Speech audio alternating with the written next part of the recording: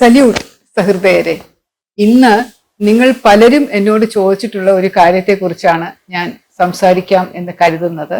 വായന എന്നെ എന്തുമാത്രം സ്വാധീനിച്ചിട്ടുണ്ട്, ഏതൊക്കെയാണ് എനിക്ക് പ്രിയപ്പെട്ട പുസ്തകങ്ങൾ, എന്തുകൊണ്ടാണ് ഞാൻ എഴുതുന്നത്, എങ്ങനെ വായിച്ചാൽ സിവിൽ സർവീസ് പരീക്ഷ വിജയിക്കാം, ഏതൊക്കെ പുസ്തകങ്ങൾ വായിച്ചാൽ ജീവിത വിജയം കൈവരിക്കാം എന്നൊക്കെയുള്ള പല ചോദ്യങ്ങളും എന്നോട് യൂട്യൂബ് സുഹൃത്തുക്കളും ഫേസ്ബുക്ക് സുഹൃത്തുക്കളും അല്ലാതെയുള്ള സുഹൃത്തുക്കളും ഒക്കെ ചോദിക്കുന്നുണ്ട്. അതുകൊണ്ടാണ് എൻ്റെ പ്രധാനപ്പെട്ട ലൈബ്രറിയുടെ മുന്നിലിരുന്ന് ഞാൻ സംസാരിക്കുന്നത്. കുറച്ചധികം പുസ്തകങ്ങൾ ഉണ്ട്. ഞങ്ങളുടെ ഏറ്റവും വലിയ സമ്പത്ത് എന്ന് പറയുന്നത് ഈ പുസ്തകങ്ങളാണ്. ഇടയ്ക്കിടെ സ്ഥലമാറ്റം വരുമായിരുന്നല്ലോ. അപ്പൊ ഏതെങ്കിലും ഒരു സ്ഥലത്ത് നിന്ന് വേറൊരു സ്ഥലത്തേക്ക് സ്ഥലം മാറി പോകുമ്പോൾ ഏറ്റവും കൂടുതൽ ഞങ്ങളെ ബുദ്ധിമുട്ടിച്ചിരുന്നത് പാക്ക് ചെയ്യാനും സൂക്ഷിച്ച് കൈകാര്യം ചെയ്യാനും മഴയും വെള്ളവും കൊള്ളാതെയൊക്കെ കൊണ്ടുവരാനും ഒക്കെ ഏറ്റവും കൂടുതൽ ആയാസപ്പെടുത്തിയിരുന്ന ഞങ്ങളുടെ ഈ പുസ്തക കളക്ഷൻ ആയിരുന്നു. കുടുംബ വീട്ടിൽ ഒട്ടും സ്ഥലമില്ലായിരുന്നു. അതുകൊണ്ട് വാടകയ്ക്ക് താമസിക്കുന്ന അല്ലെങ്കിൽ ക്വാർട്ടേഴ്സ് ആയിട്ട് കിട്ടിയിരുന്ന വീടുകളിലായിരുന്നു പുസ്തകങ്ങളും ഇതുപോലെ സൂക്ഷിച്ചിരുന്നത്. അത് കൊണ്ടുവരാൻ വലിയൊരു പ്രയാസം അനുഭവപ്പെട്ടിട്ടുണ്ട്. പക്ഷെ എന്നാലും ഇപ്പോ കഴിഞ്ഞ 8 വർഷമായിട്ട് സ്വന്തമായ വീടുള്ളത് കൊണ്ട് കുറച്ചും കൂടെ കൂടുതൽ നല്ല രീതിയിൽ ഈ പുസ്തകങ്ങൾ സൂക്ഷിക്കാനും കൂടുതൽ പുസ്തകങ്ങൾ വാങ്ങാനും വായിക്കാനും ഒക്കെ സാധിച്ചു എന്നതിൽ വലിയ ചാരിതാർത്ഥ്യമുണ്ട്. കുട്ടിക്കാലം മുതൽ പുസ്തകങ്ങളായിരുന്നു എൻ്റെ ഏറ്റവും വലിയ ചങ്ങാതിമാർ. ഇപ്പോ നമ്മൾ കുട്ടികളോട് ചോദിക്കും എന്താണ് പിറന്നാളിന് വേണ്ടത്, അല്ലെങ്കിൽ കുട്ടിക്കാലത്ത് കുട്ടിക്ക് ഏറ്റവും കൂടുതൽ കളിക്കാൻ ഇഷ്ടമുള്ള ടോയ് കളിപ്പാട്ടം എന്താണ്, ഉപകരണം എന്താണ് എന്ന് ചോദിച്ചു കഴിഞ്ഞാൽ കളിപ്പാട്ട കടകളിലൊന്നും കുട്ടികൾക്ക് പോകണ്ട, അവർക്ക് മൊബൈൽ ഫോൺ മതി. വളരെ വിചിത്രമായിട്ടുള്ളൊരു കാര്യമാണ്. എല്ലാവർക്കും മൊബൈൽ ഫോൺ വേണം എന്നുള്ളത്. അച്ഛൻ്റെയും അമ്മയുടെയും കയ്യിലിരിക്കുന്ന മൊബൈൽ ഫോൺ ആണെങ്കിലും മതി, കുഴപ്പമില്ല. പക്ഷെ എല്ലാ കുട്ടികളുടെയും ഇപ്പോഴത്തെ ഏറ്റവും വലിയ ആഗ്രഹം കളിക്കുന്നതിന് കളിപ്പാട്ടങ്ങൾ എന്നതിലുപരിയായിട്ട് മൊബൈൽ ഫോൺ ആയിരുന്നു. എൻ്റെ കുട്ടിക്കാലത്ത് ഇതുപോലെ TV ഉണ്ടായിരുന്നില്ല, മൊബൈൽ ഫോൺ ഉണ്ടായിരുന്നില്ല, കമ്പ്യൂട്ടർ ഉണ്ടായിരുന്നില്ല, ഒരു തരത്തിലുള്ള വീഡിയോ ഗെയിംസും അങ്ങനെയൊന്നും ഇല്ലാതിരുന്ന ഒരു സാഹചര്യത്തിൽ ആകെയുള്ള വിനോദ ഉപാധി എന്ന് പറയുന്നത് ഒന്നുകിൽ പുറത്തു പോയി കളിക്കുക അല്ലെങ്കിൽ വീട്ടിലിരുന്ന് വായിക്കുക. അപ്പൊ അങ്ങനെ പുറത്തോട്ട് കളിക്കാൻ വിടാത്ത ഒരു കുടുംബമായിരുന്നു, കൂടാതെ പെൺകുട്ടിയായിരുന്നു എന്നതുകൊണ്ട് വീട്ടിലിരുന്ന് അവിടെയുള്ള പുസ്തകങ്ങൾ വായിക്കുക എന്നുള്ളതായിരുന്നു എൻ്റെ ഏറ്റവും വലിയ ഇഷ്ടമുള്ള കാര്യം. എൻ്റെ ചേച്ചിമാരും അതുപോലെയായിരുന്നു. അങ്ങനെ ഞങ്ങൾ പുസ്തകങ്ങൾ ഏറ്റവും വലിയ സുഹൃത്തുക്കളായി.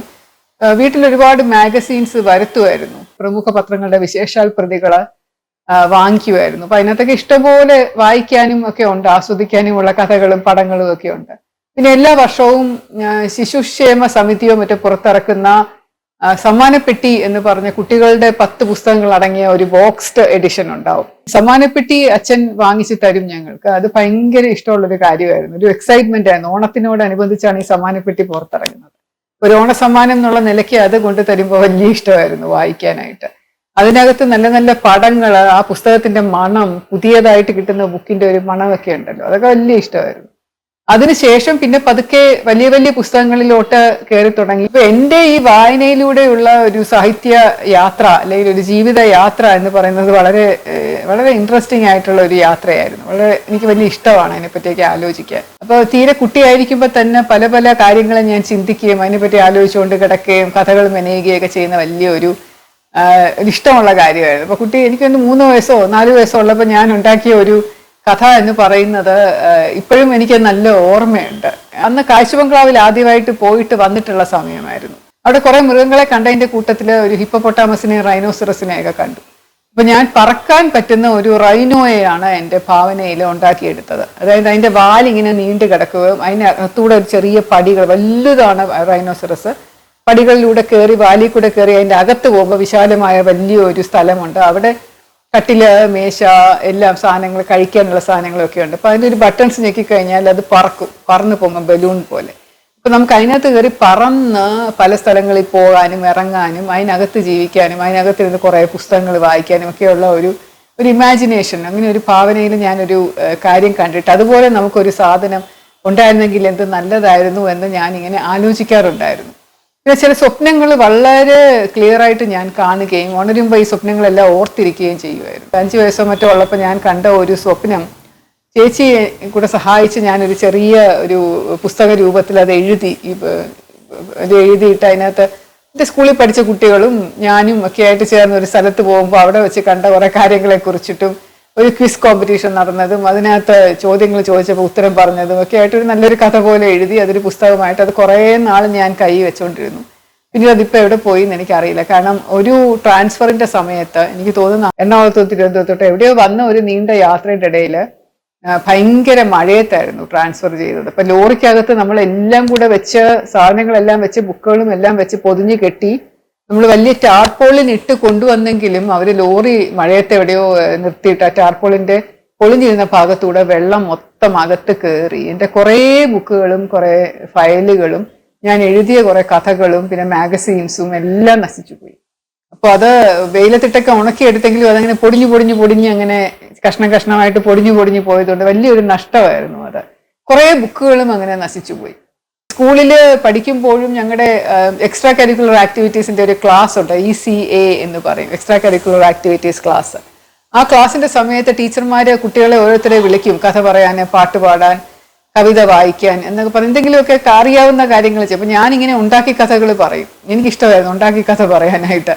അപ്പൊ ഒരു കഥ പറയാനായിട്ട് ശ്രീലേഖ വരുന്നു എന്ന് പറയുമ്പോൾ ഞാൻ എണീറ്റ് ഞാൻ ചുമ്മാ എന്റെ പാവനെ തോന്നുന്ന കുറെ കഥകൾ കുറെ പിള്ളേർ അങ്ങോട്ട് പോയി അവിടെ നിന്ന് കാട്ടിലിങ്ങനെ ഇത് ഭൂതം വന്നു അങ്ങനെ കുറെ കഥകളൊക്കെ ഉണ്ടാക്കി പറയും. പറഞ്ഞ് അങ്ങ് പോകും കാട് കയറി. അവസാനം എല്ലാ കുട്ടികളും ഇങ്ങനെ ശ്രദ്ധയോടുകൂടി കേട്ടിരിക്കും.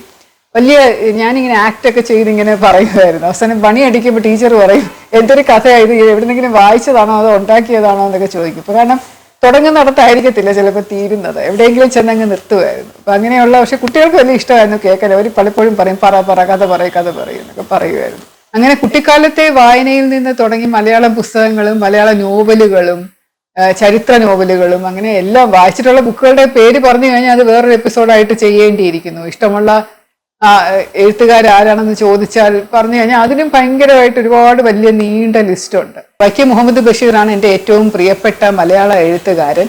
അദ്ദേഹത്തിന്റെ എഴുത്തിന്റെ ശൈലി, ഭാഷാ ശൈലിയും രീതിയും അദ്ദേഹത്തിന്റെ ഭാവനയും ഒക്കെ വളരെയധികം എനിക്ക് ഇഷ്ടമാണ്. അപ്പൊ അദ്ദേഹത്തിന്റെ പുസ്തകങ്ങളുടെ കംപ്ലീറ്റ് കളക്ഷൻസ് പുറകിൽ ഇരിപ്പുണ്ട്. മലയാറ്റൂർ രാമകൃഷ്ണന്റെ എല്ലാ കഥകളും വളരെയധികം ഇഷ്ടമായിട്ട് തോന്നി. കാരണം സിവിൽ സർവീസുമായിട്ട് ബന്ധപ്പെട്ട് കിടന്നത് കൊണ്ടുള്ള ഭാവിയിൽ ഇങ്ങനെ ആകും എന്ന് അറിഞ്ഞുകൂടാഞ്ഞിട്ട് പോലും വായിക്കാൻ ഇഷ്ടമുള്ള ഒരു നോവലിസ്റ്റ് ആയിരുന്നു. പത്മരാജന്റെ വളരെയധികം ഇഷ്ടമായിരുന്നു വായിക്കാനായിട്ട്. നക്ഷത്രങ്ങളെ കാവൽ എന്ന് പറഞ്ഞൊരു നോവൽ നീണ്ട കഥയായിട്ടത് വന്നത് വളരെ എൻജോയ് ചെയ്ത് വായിച്ചത് ഓർമ്മയുണ്ട്. വിലാസിനി, PN മേനോൻ എന്നാണ് തോന്നുന്നത് ശരിക്കുള്ള പേര്. വിലാസിനി എന്നുള്ള പേരിൽ എഴുതിയിരുന്ന, അമ്മയൊന്നും സമ്മതിച്ചിട്ടില്ല എന്നെ വായിക്കാനായിട്ട്. ഊഞ്ഞാൽ എന്നൊക്കെ പറയുന്ന നോവല് മോശമാണ്, വൃത്തികേടാണ്, വായിക്കരുതെന്നൊക്കെ പറയും. പക്ഷെ ഞാൻ വളരെ എൻജോയ് ചെയ്ത് വായിച്ച നോവലാണ്. MT വാസുദേവൻ നായർ സാറിന്റെ എല്ലാ പുസ്തകങ്ങളും എനിക്ക് വളരെ ഇഷ്ടമാണ് വായിക്കാൻ. ഒരു വടക്കൻ ശൈലിയാണെങ്കിൽ പോലും ഒരു പ്രത്യേകതയുണ്ട് ആ കഥകളിലെല്ലാം. അപ്പൊ അതുകൊണ്ട് എനിക്ക് വലിയ നോവലും എല്ലാം വളരെ നല്ലതാണ്. കുറച്ചുകൂടെ കഴിഞ്ഞപ്പോൾ C രാധാകൃഷ്ണൻ സാറിന്റെ പുസ്തകങ്ങൾ എനിക്ക് വലിയ ഇഷ്ടമായി. C രാധാകൃഷ്ണൻ സാറിന് എനിക്ക് വലിയൊരു ആരാധന പോലെയായിരുന്നു. ആ ഇടയ്ക്ക് പിന്നെ 5 or 6 വയസ്സുള്ളപ്പോഴാണ് അച്ഛൻ എന്നെ പബ്ലിക് ലൈബ്രറി കൊണ്ടുപോയി. എനിക്കൊരു 10 വയസ്സൊക്കെ ആയപ്പോൾ എനിക്കൊരു അംഗത്വം, കുട്ടികളുടെ ഒരു അംഗത്വം എടുത്തു തന്നു. അച്ഛൻ്റെ കൂടെ ഞാൻ പോവുമായിരുന്നു പബ്ലിക് ലൈബ്രറിയിൽ. എല്ലാ ആഴ്ചയിലും അച്ഛൻ പോകും. അച്ഛൻ ഇരുന്ന് വലിയ സെക്ഷനിലിരുന്ന് വായിക്കുമ്പോൾ ഞാൻ കുട്ടികളുടെ സെഷനിൽ പോയിരുന്ന് അവിടുത്തെ കുറെ കഥകളും ബുക്കുകളും ഒക്കെ നോക്കാറുണ്ട്. ഇംഗ്ലീഷ് കോമിക്കുകൾ, ആർച്ചി എന്ന് പറയുന്ന കോമിക് ക്യാരക്ടറുണ്ട്. പിന്നെ Casper, spooky, Wanda the which, Ritchie rich, dot എന്നൊക്കെ പറഞ്ഞ കുറേ ക്യാരക്ടേഴ്സ് ഉണ്ടല്ലോ. അപ്പൊ അവരുടെയൊക്കെ കോമിക്സ് ഞങ്ങൾ അങ്ങോട്ടും ഇങ്ങോട്ടും എക്സ്ചേഞ്ച് ചെയ്ത് വായിക്കുമായിരുന്നു. കോമിക്സിന്റെ ഒരു ബൗണ്ട് വോളിയം ഉണ്ടായിരുന്നു. അത് കഴിഞ്ഞ് പിന്നീട് ആസ്ട്രിക്സ് ആൻഡ് ഒബലിക്സിന്റെ കഥകളിൽ, പിന്നെ ടിൻറ്റിൻ, അഡ്വഞ്ചേഴ്സ് ഓഫ് ടിൻറ്റിൻ, അതൊക്കെ ഒരു ഭയങ്കര പ്രത്യേക ലോകത്തോട്ട് നമ്മളെ കൊണ്ടുപോകുന്നുണ്ട്. അതൊക്കെ വായിക്കാൻ ഇഷ്ടമായിരുന്നു. അപ്പൊ ഞാൻ ലൈബ്രറിയിൽ പോയി അതുപോലുള്ള കോമിക്കുകളും കുട്ടികളുടെ ബുക്കുകളും, ആലിസ് ഇൻ വണ്ടർലാൻഡ് ഒക്കെ ആദ്യമായിട്ട് ഞാൻ അവിടെ നിന്ന് എടുത്തു വെച്ച് വായിച്ചത്. പിന്നീട് അത് പല പ്രാവശ്യം വായിച്ചിട്ടുണ്ട്. ഇപ്പൊ വായിച്ചാലും അതിൻ്റെ ആസ്വാദ്യത ഇപ്പോഴും ഉണ്ട്. പബ്ലിക് ലൈബ്രറിയിൽ നിന്ന് ഉള്ള പുസ്തകങ്ങൾ നമുക്ക് ആവശ്യമുള്ള ബുക്കുകൾ എടുത്തു വെച്ച് എന്തെങ്കിലും നല്ല കാര്യങ്ങൾ നോക്കിക്കഴിഞ്ഞാൽ അതിന്റെ പേജുകൾ ഇല്ലാതിരിക്കും, നഷ്ടപ്പെട്ടു പോകും. അന്നത്തെ കാലത്ത് ഈ ഇന്റർനെറ്റും ഒന്നും ഇല്ലായിരുന്നത് കൊണ്ട് എല്ലാം പുസ്തകത്തിൽ നിന്ന് വായിച്ചാണ് പഠിക്കേണ്ടത്. ഇപ്പൊ ഇന്റർപ്രിട്ടേഷൻസ്, ക്രിറ്റിസിസംസ് ഒക്കെ ലിറ്ററേച്ചറാണല്ലോ ഞാൻ പഠിച്ചത്. അപ്പൊ ഓരോ ഷേക്സ്പിയറിന്റെ ഏതെങ്കിലും ഒരു പുസ്തകത്തിന്റെ ക്രിറ്റിസിസമോ അല്ലെങ്കിൽ ഏതെങ്കിലും ഒരു ബുക്കിന്റെ ഇന്റർപ്രിട്ടേഷനോ അതിന്റെ വേറൊരു ലെവലിലുള്ള ഒരു കാര്യങ്ങളൊക്കെ വായിക്കണം എന്നുണ്ടെങ്കിൽ അതുപോലുള്ള പുസ്തകങ്ങൾ എടുത്തു കഴിയുമ്പോൾ അതിന്റെ റെലവെന്റ് ആയിട്ടുള്ള പേജുകളെല്ലാം നഷ്ടപ്പെട്ടിരുന്ന രീതിയിലായിരുന്നു കണ്ടിരുന്നത്. കീറി എടുത്തുകൊണ്ട് പോകും ആളുകൾ. അപ്പൊ പിന്നെ നമ്മൾ ബ്രിട്ടീഷ് കൗൺസിലിന്റെ ഒരു നല്ല ലൈബ്രറി ഉണ്ടായിരുന്നു തിരുവനന്തപുരത്ത്. അവിടെ കുറച്ചും കൂടെ നല്ല രീതിയിൽ പുസ്തകങ്ങൾ മെയിൻറ്റെയിൻ ചെയ്തിരുന്നു. ബ്രിട്ടീഷ് കൗൺസിലുള്ള ഒരു മെമ്പർഷിപ്പും ഞാൻ എടുത്ത് അവിടെയൊക്കെ പോയെന്നാണ് ബാക്കിയുള്ള കാര്യങ്ങൾ ഞാൻ പഠിച്ചിരുന്നത്. കുറെ പുസ്തകങ്ങൾ അവിടെ നിന്ന് എടുത്തുകൊണ്ട് വരാൻ പറ്റാത്തതായിട്ടുണ്ട്. അപ്പൊ അത് അവിടെ ഇരുന്നുകൊണ്ട് വായിക്കുകയും നോട്ട്സ് എഴുതി എടുക്കുകയൊക്കെ ചെയ്യുമായിരുന്നു. 17ാമത്തെ വയസ്സായിരുന്നപ്പോഴാണ് ഞാൻ അയൺ റാൻഡ് എന്ന് പറയുന്ന റൈറ്ററിന്റെ ആരാധികയായി മാറിയത്. ഫൗണ്ടൻ ഹെഡ് എന്ന് പറയുന്ന ഒരു ബുക്ക് വളരെയധികം പോപ്പുലർ ആണ്, അത് എല്ലാവരും വായിച്ച് എൻജോയ് ചെയ്യുന്നതാണ്. പക്ഷെ ഞാൻ ആദ്യമായിട്ട് വായിച്ചത് അറ്റ്ലസ് ഷ്രഗ്ഡ് എന്ന് പറയുന്ന ബുക്കാണ്. വലിയ പുസ്തകമാണ്, പുറകിലത്തെ ഷെൽഫിൽ ഇരിപ്പുണ്ട്. അത് പണ്ട് എവിടെ യാത്രയ്ക്ക് പോയാലും, ഫ്ലൈറ്റിലാണെങ്കിലും ട്രെയിനിലാണെങ്കിലും ഒക്കെ, കാറിലിരുന്നുകൊണ്ട് എനിക്ക് വായിക്കാൻ വലിയ പ്രയാസമാണ്. കുടുക്കത്തിനിടെ വായിച്ചു കഴിഞ്ഞാൽ നല്ലപോലെ തലവേദന വരും. പക്ഷെ ട്രെയിനിലിരുന്നുകൊണ്ടും പ്ലെയിനിൽ ഇരുന്നുകൊണ്ടും വായിക്കാൻ ബുദ്ധിമുട്ടൊന്നുമില്ല. അപ്പോൾ എവിടെ പോയാലും പുസ്തകം എടുക്കുമായിരുന്നു. കാരണം കിടക്കുന്നതിന് മുമ്പ് കുറച്ച് വായിച്ചിട്ട് കിടക്കുന്ന ഇഷ്ടമായിരുന്നത് കൊണ്ട്. പക്ഷെ അത് പാക്ക് ചെയ്ത് കൊണ്ടുപോകുന്ന ഒരു ബുദ്ധിമുട്ട്, അത് വലിയ ഭാരമുള്ള, ചിലപ്പോൾ ഒരു പുസ്തകം പകുതി വായിച്ച് നിർത്തിയിരിക്കും, വേറൊരു പുസ്തകം കൂടെ ചിലപ്പോൾ എടുക്കേണ്ടി വരും. അപ്പം അങ്ങനെയൊക്കെയുള്ളൊരു പ്രയാസം ഉള്ളത് കൊണ്ട് കിൻഡിൽ ഡൗൺലോഡ് ചെയ്ത്, അങ്ങനെ കിൻഡിൽ ഏകദേശം 5000-ഓളം പുസ്തകങ്ങൾ ഇപ്പോൾ ഡൗൺലോഡ് ചെയ്തിട്ടിട്ടുണ്ട്, ഇഷ്ടംപോലെ വായിക്കാമല്ലോ എന്ന് വിചാരിച്ചിട്ട്. കിൻഡിൽ ആപ്പ് എന്ന് പറയുന്നത് അത് വളരെ യൂസ്ഫുൾ ആയിട്ട് എനിക്ക് തോന്നും. പക്ഷേ പുസ്തകം വായിക്കുന്നത്ര രസമില്ല. അത് ഒന്നുമല്ല, അത് കണ്ണിന് മോശമാണ്. രാത്രിയിൽ കിടന്നുകൊണ്ടൊക്കെ വായിക്കുമ്പോൾ ഒരു ആർട്ടിഫിഷ്യൽ ലൈറ്റ് നമ്മുടെ കണ്ണിലേക്ക് അടിക്കുകയല്ലേ, നാച്ചുറൽ ലൈറ്റിലിരുന്ന് വായിക്കുകയല്ലോ. അപ്പോൾ അതുകൊണ്ട് കണ്ണ് അങ്ങനെ പോയി. എനിക്ക് DIG ആയപ്പോൾ തൊട്ട് കണ്ണട വെക്കേണ്ട, 30 വയസ്സൊക്കെ ആയ സമയം തൊട്ട് കണ്ണട വെക്കേണ്ട ഒരു ആവശ്യവും വേണ്ടി വന്നു. വായിക്കുമ്പോൾ എന്തായാലും എനിക്ക് കണ്ണട ഇല്ലാതെ ഒന്നും വായിക്കാൻ പറ്റില്ല. നമ്മുടെ കുഞ്ഞുണ്ണി മാഷ് പറയുന്നത് പോലെ, വായിച്ചാൽ വളരും, വായിച്ചില്ലേൽ വളയും എന്ന് പറയുന്നത് പോലെ, വായന എന്ന് പറയുന്നത് ഒരുപാട് നമ്മുടെ പേഴ്സണാലിറ്റി അല്ലെങ്കിൽ നമ്മുടെ വ്യക്തിത്വ വികസനത്തിന് നമ്മളെ സഹായിക്കും എന്ന് യാതൊരു സംശയവുമില്ല. എൻ്റെ വ്യക്തിത്വത്തെ സഹായിച്ചത് വായന തന്നെയാണ്, നിസ്സംശയം പറയാം. മറ്റെന്തിനേക്കാളും ഉപരിയായി വായനയിലൂടെയാണ് നമ്മൾ മറ്റ് പല കാര്യങ്ങളും, വ്യക്തികളെക്കുറിച്ചും കഥകളെക്കുറിച്ചും അല്ലെങ്കിൽ അവരുടെ ഇമാജിനേഷനെ കുറിച്ചും പല കാര്യങ്ങളും, എന്റർടൈൻമെന്റ് മാത്രമല്ല, നമുക്കൊരു ആസ്വാദ്യമായിട്ടുള്ള ഒരു സമയം പോക്ക് മാത്രമല്ല തരുന്നത്, ഒരുപാട് അറിവും വിവരവും അതിലൂടെ നമുക്ക് കിട്ടും. പല ആൾക്കാരും പറയുന്ന ചില കാര്യങ്ങൾ കിട്ടും. അപ്പൊ അച്ഛൻ ഇങ്ങനെ വളരെ സീരിയസ് റീഡിംഗ് ഒക്കെ ആയിരുന്നു ഇഷ്ടം. മാർക്കസ് ഓറീലിയസിന്റെ മെഡിറ്റേഷൻസ്, അതൊക്കെയാണ് അച്ഛൻ എടുത്തു തരുന്നത്, അത് വായിക്കണം എന്നൊക്കെ പറഞ്ഞിട്ട്. അക്കൗണ്ട് ഓഫ് മോണ്ടി ക്രിസ്റ്റോ എന്നൊരു പുസ്തകവും എൻ്റെ അച്ഛൻ എടുത്തു തന്നിട്ടാണ് ഞാൻ വായിച്ചത് ആദ്യമായിട്ട്. ലേ മിറാബിളെ, വിക്ടർ ഹ്യൂഗോയുടെ ആ പുസ്തകവും അച്ഛൻ എടുത്തു തന്നിട്ടാണ്. അച്ഛൻ്റെ ഒരു സ്വഭാവമുള്ള വെച്ചാൽ വായിച്ചിട്ട് അച്ഛനോട് കഥ പറഞ്ഞു കൊടുക്കണം എന്ന് പറയും, വായിച്ചു എന്ന് ഉറപ്പ് വരുത്താനായിട്ട്. എൻ്റെ എഴുത്തിന്റെ പാത എന്ന് പറയുന്നത് വളരെ സ്വാഭാവികമായിട്ട് സംഭവിച്ച കാര്യമായിരുന്നു. ഞാൻ പറഞ്ഞില്ല, കുട്ടിക്കാലം തൊട്ട് എഴുതുന്ന ഒരു ശീലം ഉണ്ടായിരുന്നു എന്ന്. സ്കൂളിൽ പഠിക്കുമ്പോൾ ചെറുകഥ മത്സരങ്ങളിലൊക്കെ പങ്കെടുത്ത് സമ്മാനം കിട്ടിയിട്ടുണ്ട്. ഇംഗ്ലീഷ് ചെറുകഥയ്ക്ക് സമ്മാനം കിട്ടിയിട്ടുണ്ട്, മലയാളം ചെറുകഥയ്ക്ക് സമ്മാനമൊന്നും കിട്ടത്തില്ലെങ്കിലും പങ്കെടുക്കും. കോളേജിൽ പഠിക്കുമ്പോൾ മാഗസീനുകളിൽ എഴുതുമായിരുന്നു, നിരന്തരം എല്ലാ മാഗസീനിലും എഴുതുമായിരുന്നു. കോളേജ് മാഗസീൻ എഡിറ്റർ ആയിരുന്നു, അപ്പോൾ 2-3 കഥകൾ എഴുതിയിട്ടുണ്ട്. പിന്നെ കോളേജ് യൂണിയൻ ജനറൽ സെക്രട്ടറി ആയിരുന്നപ്പോൾ ഒരു കഥ എഴുതിയിട്ടുണ്ട്. കവിതകൾ എഴുതുമായിരുന്നു. പിന്നെ പത്രങ്ങളിലൂടെ പലപ്പോഴും വന്നിട്ടുണ്ട്. കുറെ മാഗസീൻസ്, ഇംഗ്ലീഷ് മാഗസീൻസിലൂടെ പബ്ലിഷ് ചെയ്ത് വന്നിട്ടുണ്ട്. അതൊക്കെ എവിടെയാണെന്ന് ഇപ്പൊ തപ്പിപ്പിടിച്ചെടുക്കണം. ഞാൻ എഴുത്തുകാരിയായിട്ട് എന്തായാലും അറിയപ്പെടുമായിരുന്നു. പക്ഷെ സർവീസ് കയറിയതിന് ശേഷം കുറച്ചും കൂടെ ഒരു വ്യത്യാസമുള്ള ഒരു എഴുത്തായി മാറി. കാരണം നമ്മുടെ അനുഭവം കൂടെ നമുക്ക് എഴുത്തിലൂടെ പ്രതിഫലിക്കുമല്ലോ. അപ്പൊ അങ്ങനെ മനോരമ ആഴ്ചപ്പതിപ്പിലൂടെ ഞാൻ എൻ്റെ അനുഭവങ്ങൾ പങ്കുവയ്ക്കാൻ തുടങ്ങി. എൻ്റെ കൂട്ടുകാരി വന്ദന മാലിക്കിനെ കുറിച്ച് എഴുതിയ ഒരു ലേഖനം, അതിനുശേഷമാണ് പിന്നീട് വനിതയിലൂടെ എഴുതാൻ തുടങ്ങിയത്, കോളംസ് എഴുതാൻ തുടങ്ങിയത്. എൻ്റെ ആദ്യത്തെ കഥാസമാഹാരം പുസ്തകമായിട്ട് പബ്ലിഷ് ചെയ്യുന്നത് മനസ്സിലെ മഴവില്ല്, കുറ്റകൃത്യങ്ങളുടെ 7 മർഡർ കേസസ് ആണ്. MT വാസുദേവൻ നായർ സാർ തന്നെയാണ് വന്ന് ചെയ്തത്. സി രാധാകൃഷ്ണൻ സാറിന്റെ സാന്നിധ്യം ഉണ്ടായിരുന്നു. ചെറുമർമ്മരങ്ങൾ എന്ന് പറയുന്ന ചെറുകഥാ സമാഹാരം പബ്ലിഷ് ചെയ്തിട്ടുണ്ട്. അതിനിടയിലൂടെ 2 നോവല് ഞാൻ എഴുതിയിട്ടുണ്ടായിരുന്നു. നീരാഴിക്കപ്പുറം, ലോട്ടസ് തീനികൾ. ഒന്ന് സുനാമിയുമായിട്ട് ബന്ധപ്പെട്ടതാണ്, മറ്റേത് മയക്കുമരുന്നുമായി ബന്ധപ്പെട്ട നോവലാണ്. പിന്നെ 3 ഡിറ്റക്റ്റീവ് നോവലുകൾ എഴുതിയിട്ടുണ്ട്. റീത്ത മേരി എന്ന് പറയുന്ന ഒരു IPS ഓഫീസറെ ഞാൻ ക്രിയേറ്റ് ചെയ്തു. ആത്മകഥയൊന്നുമല്ല, ആത്മകഥാംശം ഉണ്ട് എന്ന് വേണമെങ്കിൽ പറയാം. പിന്നെ സ്ത്രീകളും നിയമങ്ങളും എന്ന് പറഞ്ഞ ഒരു പുസ്തകം, ഞാൻ സ്ത്രീകൾക്ക് നിയമങ്ങളെക്കുറിച്ചുള്ള ഒരു അവബോധം കൊടുക്കാൻ വേണ്ടി ഇറക്കിയ ഒരു പുസ്തകമാണ്. പിന്നെ കുട്ടികളും പോലീസും എന്ന് പറഞ്ഞൊരു പുസ്തകം കൂടെ പബ്ലിഷ് ചെയ്തിട്ടുണ്ട്. പിന്നെ നീണ്ട കഥ ഒരെണ്ണം എഴുതിയിട്ടുണ്ട്.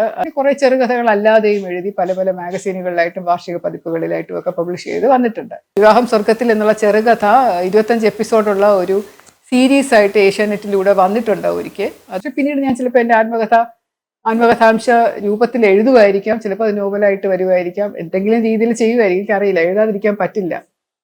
ഇപ്പൊ വായിക്കാതിരിക്കാൻ പറ്റാത്തതുപോലെ ഇപ്പോഴും വായന എന്ന് പറയുന്നത് കൂടുതലും സ്പിരിച്വൽ പുസ്തകങ്ങൾ, ആത്മീയമായിട്ടുള്ള ബുക്കുകളിലേക്ക് മാറിയിട്ടുണ്ട്. നമ്മൾ എന്തൊക്കെ വായിച്ചാലും അത് എത്രമാത്രം നമ്മൾ ജീവിതത്തിൽ പ്രാവർത്തികമാക്കുന്നു എന്നതിനെ ആസ്പദമായിട്ടായിരിക്കും അതിന്റെ ഗുണം നമുക്കുണ്ടാവുക. ഇപ്പോൾ ഒരു ഉദാഹരണത്തിന്, നമ്മൾ ഈ സ്കൂളിൽ പോയും കോളേജിൽ പോയും ഒരു വിഷയം എടുത്ത് വെച്ച് പഠിക്കുന്നുണ്ടല്ലോ. പണ്ടത്തെ കാലത്തൊക്കെ നോക്കുമ്പോൾ ഗുരുകുല വിദ്യാഭ്യാസം എന്ന് പറയുന്നത് വളരെ ചെറിയ ആൾക്കാർക്ക് മാത്രമേ കുടുംബത്തിലുള്ള കുട്ടികൾക്ക് മാത്രമേ കിട്ടിയിരുന്നുള്ളൂ. അല്ലാത്തവർക്കൊന്നും ഇങ്ങനെ ഇതുപോലെ വിദ്യാഭ്യാസം എന്നുള്ളതേ ഇല്ല. അവർ പഠിക്കുക, ജീവിക്കുക, വളരുക, പഠിക്കുക, അവർ അച്ഛനമ്മമാർ ചെയ്യുന്ന തൊഴിൽ ഇത് ചെയ്യുക, അങ്ങനെയായിരുന്നു. അല്ലാതെ ഈ പാഠശാലകൾ എന്ന് പറയുന്നത് വളരെ റെയർ ആയിരുന്നു. തിരുവനന്തപുരത്ത് ഈ ചാല എന്ന് പറയുന്ന സ്ഥലത്തൊക്കെ പാഠശാല ഉണ്ടായിരുന്നു എന്നാണ് പറയുന്നത്. പക്ഷെ അവിടെയും എല്ലാ കുട്ടികൾക്കും പ്രവേശനം ഒന്നും ഉണ്ടായിരുന്നില്ല. ബ്രിട്ടീഷുകാര് ഭരിക്കാൻ തുടങ്ങിയ സമയത്താണെന്ന് തോന്നുന്നു സ്കൂളുകൾ വ്യാപകമായി ഇന്ത്യയിൽ വന്നതും. ബ്രിട്ടീഷ് എംപയേഴ്സ് സാമ്രാജ്യം എല്ലായിടത്തും ഉണ്ടായപ്പോഴാണ് സ്കൂളുകളും കോളേജുകളും ഒരുപോലെ എല്ലാ രാജ്യങ്ങളിലും വന്നത്. അതെല്ലാം ഇംഗ്ലീഷിലായിരുന്നു. ബ്രിട്ടീഷുകാരുടെ സ്വാധീനത്തിന് വഴങ്ങി ചെയ്തതാണ് എന്നൊക്കെ നമുക്ക് വേണമെങ്കിൽ പറയാം. പക്ഷേ 2 യുദ്ധങ്ങളും കഴിഞ്ഞപ്പോൾ, ലോകമഹായുദ്ധങ്ങൾ 1ഉം 2ഉം കഴിഞ്ഞ ശേഷം ലോകത്ത് മുഴുവനും പഠിപ്പിക്കുന്നത് ഒരേ രീതിയിലായി. ഒരേ സിലബസ്, ഒരേ വിഷയങ്ങൾ, ഒരേ വിഷയങ്ങളിനകത്തുള്ള സബ്ജക്റ്റുകൾ ഒരുപോലെ ഉണ്ട്. അങ്ങനെ എല്ലാം ഒരുപോലെ ആയി മാറിയിട്ടുണ്ട്. അപ്പം അങ്ങനെ ചില സമയത്ത് ഓർക്കുമ്പോൾ ഇതൊക്കെ ഒന്ന് പ്ലാൻ ചെയ്തതാണോ, എല്ലായിടത്തെയും കുട്ടികൾ ഒരുപോലെ ആയിരിക്കണം അവർക്ക് കിട്ടുന്ന വിവരം എന്ന് ഒരു ഉറപ്പ് വരുത്താൻ വേണ്ടിയിട്ടാണോ അങ്ങനെ കൊണ്ടുവന്നത് എന്നൊക്കെ എനിക്ക് പലപ്പോഴും തോന്നാറുണ്ട്. സ്വതന്ത്രമായിട്ട് ചിന്തിച്ച് തുടങ്ങിക്കഴിയുമ്പോൾ, പഠിച്ച കാര്യങ്ങളൊക്കെ തന്നെ മനസ്സിലിട്ടുകൊണ്ട് ഇങ്ങനെ ഒന്ന് അവലോകനം ചെയ്യുമ്പോൾ പലപ്പോഴും തോന്നാറുണ്ട് ഈ പഠിച്ചത് എന്തുമാത്രം പ്രസക്തമാണ്. ഞാനിപ്പോൾ കുട്ടിക്കാലത്ത് സ്കൂളിലും കോളേജിലും ഒക്കെ പഠിച്ച ട്രിഗ്നോമെട്രി എന്നൊക്കെ പറയുന്നത്, അല്ലെങ്കിൽ ലോഗരിതം എന്ന് പറയുന്നത്, അതൊക്കെ എന്തുമായിരുന്നു? എനിക്കിപ്പോഴും ജീവിതത്തിൽ ഒരിക്കൽ പോലും ഉപയോഗിച്ചിട്ടുള്ള കാര്യമല്ല. എന്തിനാണ് ഇതൊക്കെ കഷ്ടപ്പെട്ട് പഠിച്ചത് എന്ന് ഓർക്കാറുണ്ട്. ഓൾജിബ്രയുടെ കുറെ x=y=, കുറെ ഇക്വേഷൻസ് ഒക്കെ ഉണ്ടല്ലോ ഓൾജിബ്രയുടെ.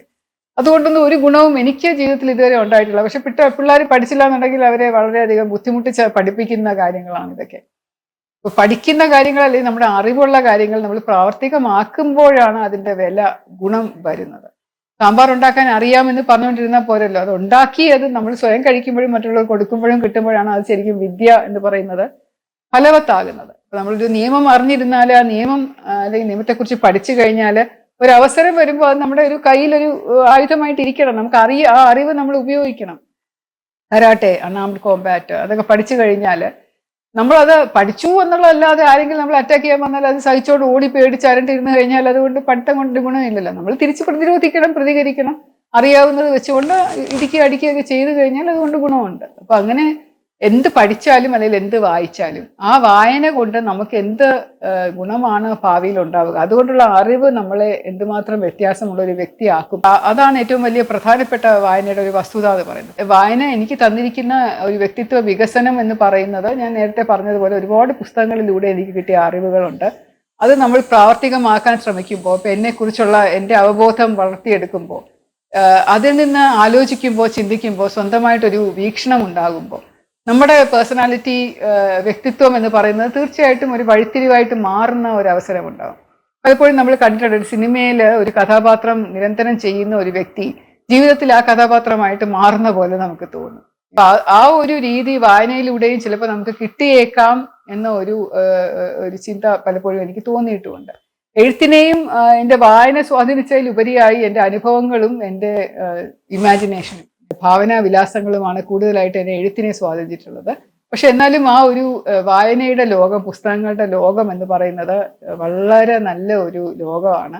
നമുക്കൊരിക്കലും ഒരു ബുദ്ധിമുട്ടോ വിഷമോ തരാത്ത, നമ്മുടെ ചിന്തകളെ എന്തുമാത്രം രീതിയിൽ, സിനിമ കാണുന്നതിനേക്കാൾ ഒരു വിഷ്വൽ മീഡിയയിലൂടെ കാണുമ്പോൾ നമുക്ക് ചിന്തിക്കാനൊക്കെ ഒരുപാട് അവസരങ്ങൾ വരുമെങ്കിലും നമ്മുടെ സ്കോപ്പ് ലിമിറ്റഡ് ആണ്. കാരണം എന്താണെന്നുള്ളത് നമ്മുടെ മുമ്പിൽ കൊണ്ടുവന്ന് പ്രസന്റ് ചെയ്ത് തരികയാണ്. പക്ഷെ വായനയാകുമ്പോൾ നമുക്ക് നിഗമനം നടത്തിയെടുക്കാം. ഇതിങ്ങനെയാണ്, മറ്റേ മാതിരിയാണ്, ഇയാളുടെ അപ്പിയറൻസ് ഇങ്ങനെയാണ്, ഈ പെണ്ണിനെ കാണാൻ ഇങ്ങനെ ഇരിക്കും, അല്ലെങ്കിൽ ആ പെണ്ണിന്റെ ചേഷ്ടകൾ ഇതായിരിക്കാം, പുരുഷന്റെ ചേഷ്ടകൾ അതായിരിക്കാം, അതിന്റെ അന്തരീക്ഷം ഇങ്ങനെ ആയിരിക്കാം. നമുക്ക് തന്നെ നിറച്ചാർത്ത് ചുറ്റും കൊടുക്കാൻ സാധിക്കുന്ന ഒരു കാര്യമാണ് വായന എന്ന് പറയുന്നത്. കണ്ടുകൊണ്ട് കാണുന്നു, നമ്മുടെ മനസ്സുകൊണ്ട് മനസ്സിലാക്കുന്നു, അത് കൂടാതെ നമ്മുടെ ഭാവനാ വിലാസം കൊണ്ട് സമ്പുഷ്ടമാക്കുന്ന ഒരു ലോകമാണ് വായനയുടെ ലോകം. സസ്നേഹം, ശ്രീലേഖ.